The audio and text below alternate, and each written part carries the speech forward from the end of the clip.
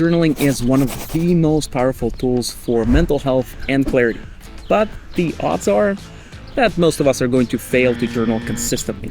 And this is because it takes a lot of activation energy just to get to, let alone to turn it into a consistent practice. I've been journaling for the last 10 years, and it has helped me go through some of the toughest moments in my life, from breakup to problems in business. And today you're going to learn about the science of journaling, how to pick the type of journaling that works for you, and finally how to design the way you journal to make it actually fun and something that you look forward to doing. In this video, I've compressed the best tactics, knowledge, and science so that you can start leveraging journaling to live your dream life and stop procrastinating. Welcome to the Lifestyle Engineering channel, where we talk about how to set up your environment so that you can reach your wildest dreams. Let's do it.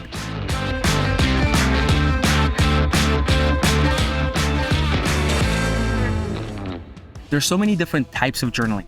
Gratitude journaling, morning pages, reflection journaling, sleep journaling, food journaling, and even brain vomit journaling, which is one of my favorites. By definition, journaling is just keeping track of things, your experiences, your thoughts, your emotions. But is journaling something that those personal development gurus preach, or there is actual objective, scientifically validated evidence that talks about the benefits of journaling for your mental health and for your clarity? Let's find out. Out of all types of journaling you can do, there are three main benefits: to free up your working memory, to improve your mental health, and finally to develop your thoughts and think on a deeper level. Mental health. What if I told you that you had access to a therapist whenever you're stressed out or worried? Well, guess what? You do, and it's completely free. You can dump your worries from your head on paper. You actually don't have to do that. Just writing things down is good enough. But check out this journal entry and how I start.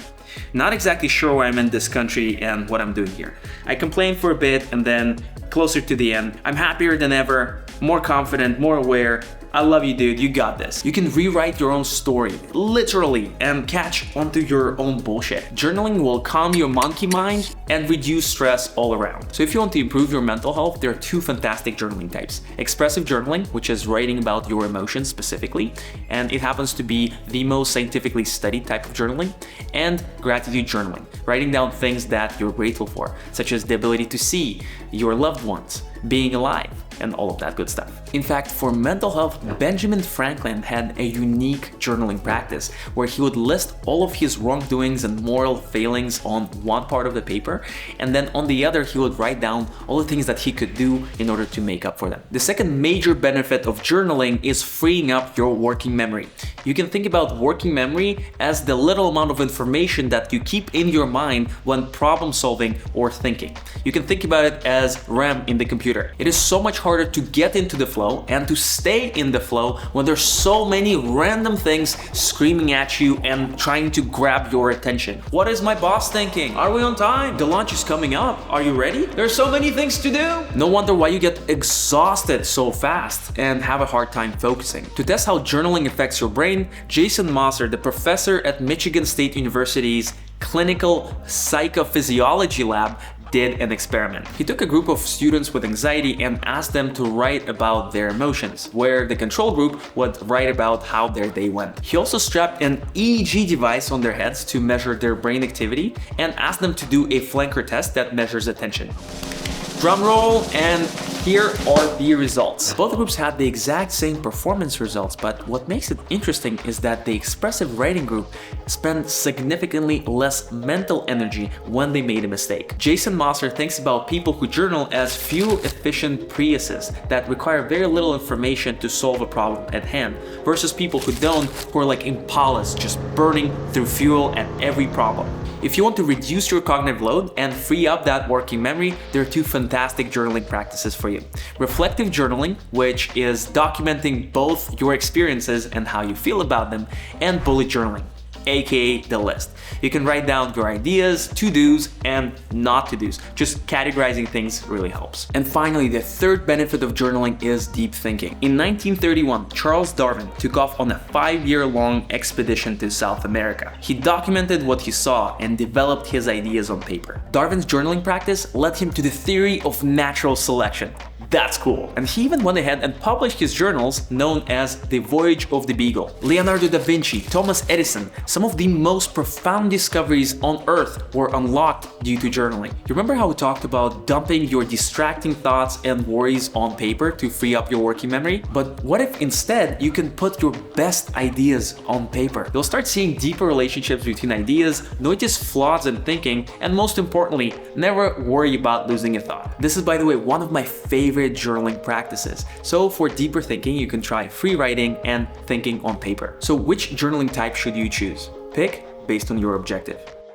Now you know how freaking powerful journaling can be. But even if you know the benefits, most people will probably end up like Matt D'Avella, a productivity YouTuber. He did a 30-day experiment where he journaled every day, and here's what he shared at the end of the experiment. I just didn't like the process enough to keep up with it. I like the idea of journaling more than I actually like it in practice. Again and again, it kept feeling like a chore, but as a daily practice, I just don't think it's something that's worthwhile for me to continue to keep up. If your routine feels like a chore, you're probably doing it wrong. I've been doing it for the last 10 years, have written thousands of pages, and honestly enjoyed it so much. So here are my tips to set yourself up for success. Tip number 1 is to journal from inspiration as opposed to obligation. If you do not feel like journaling today, it's not a big deal, just skip it. At the end of the day, you need to build a positive association with the habit. With that being said, trying it out for 3 to 4 weeks straight is probably a good idea because you want to add a new tool that you're familiar with in your personal development arsenal. So when you need it, you already know how to do it. Tip number 2 is to make it frictionless. There are different ways you can do reflections. You can do it on paper, you can do it in Notion, and you can do it on Telegram, which is frankly my preferred method. When you remove all of your friction from the workflow, you can just tap on an icon and start reflecting just like this. You can start recording a video, you can dictate a voice message and say something cool. My messages get transcribed automatically because I have premium, or you can write on paper and just snap a picture of your reflection just like this and send it over to yourself later. Also, do not confuse journaling with tracking. Tracking like writing things down, how your day went, what you ate for breakfast, and all of that. Majority of those journaling practices are a pure waste of time, and I hate doing it. When I look at what I wrote, I'm just like, what the f? I just wasted 15-20 minutes of my time. And again, I'm building a negative association with the habit. You should be able to reflect anywhere, anytime. For me, it's just one tap of a button and here I am reflecting. And I also love dedicating my least energetic time when I'm kind of like in the middle of things, when I'm grabbing a taxi or when I'm on the plane. I can just go ahead and start writing, start reflecting. A lot of people recommend you journal the first thing when you wake up, but personally, I think it's a waste of time. So hard for me because I know that in the morning, I'm biologically in my prime zone. I should be focused on creating and being in my flow. So for me personally, mornings a no-go. If you're hooked with the idea on how to do it on Telegram, here are a few quick hacks. When you hear the word journaling, you probably think something along these lines. Picking up a notebook just like this one and finding a time sometime in the morning to just be there and spill your thoughts on paper to get all of the benefits, feel amazing. And the truth is, it's really difficult to turn it into a consistent habit. And that's because there's just too much friction. Life happens. There's so many things in the morning you might want to be doing. And if it's even super important to you, you're just fighting against your environment. Instead, I propose a different way to reflect and to make it fun and easy and low friction so that you can reflect at any point of time when you have 30 seconds or a minute to do it. And that is to use Telegram for your reflection. Let me show you how to set it up. It's super easy. So all I want to do is let's click on over here and create a new channel. Make sure it's a channel. Let's call this channel Reflection Demo. Just like this one. I usually like putting an inspiring picture of myself, as you can see over there. Let's click on create. And up next, you want to select private channel. And let's skip inviting anybody. You need to create this very intimate environment with yourself. And just like this, you can just start reflecting.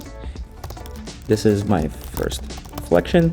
So it can be a text message or you can record a voice note. Let's press on the microphone and swipe up. So you can be speaking very easily. It's really cool to hear your own voice and to have a conversation with yourself. Let's send it through. And the cool thing is that if you have Telegram Premium, you're going to have access to this feature. It's automatically going to transcribe all of your reflections. So you can actually make them searchable down the line, or you can just read through them very easily. So we've tried the text, we've tried the voice note. If you have Telegram on your phone, which you obviously should if you use Telegram, you can just go ahead and click on a little widget and then click on that camera over there, swipe up, and then so recording. You can see your environment, you can see what's happening in the background, and this adds another flavor to your reflection.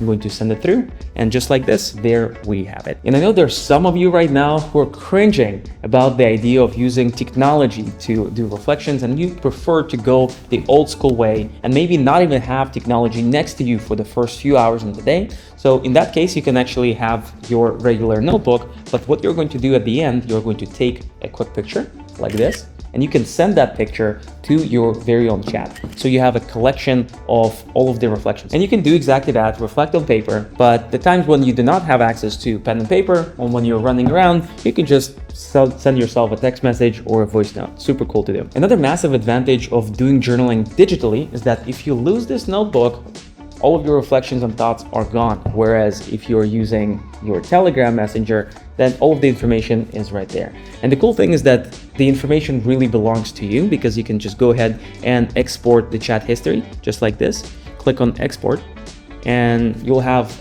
all of the information, all of your thoughts, all of your ideas, all of your images, voice notes, videos, very easily downloadable. So let's just go ahead and download my data. And then here you'll be able to see the images over there and the voice notes. Super neat, right? It becomes a super important part. You do not want to get distracted with all of the messages that are constantly rolling in. So what you're going to do is you're going to create a separate folder. For example, mine is called Reflect. And we can go ahead here to Preferences, click on Folders, and create a new folder. Call it Demo, just like this, and you can include a chat. Let's find our demo reflection chat. So there we have it. Click on Save, click on Create, and just like this, we are going to have that chat show up on the left side. So let's click on this. And this way you can have only your reflection chats and no distractions at all. And the next thing that we want to do is we want to check out a few things that we have access to. Like I already talked about, there is this idea of prompts that will help you reflect a lot more easily and to reduce cognitive load even further. So you can just write down the questions that you want to answer every time. For example, let's do, what am I grateful for? Question mark. It's going to be one question.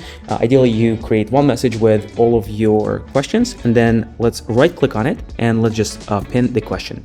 So when you pin the question, it's going to show at the very top over here, and you can even pin multiple messages and you can just swipe through them.